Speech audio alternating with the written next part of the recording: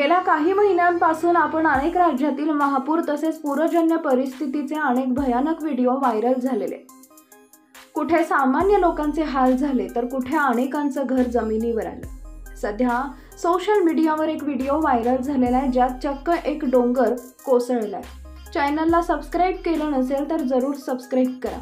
मिळालेल्या माहितीनुसार व्हायरल होत असलेला व्हिडिओ सिक्कीममधील असून दिनांक 20 ऑगस्ट रोजीचा असल्याचं समजतंय। ज्या भागात भूस्खलन झाले त्या भागातील संपूर्ण वीज पुरवठा पूर्णपणे खंडित झालेला आहे, मात्र यामध्ये कोणतीही जीवितहानी झालेली नाही।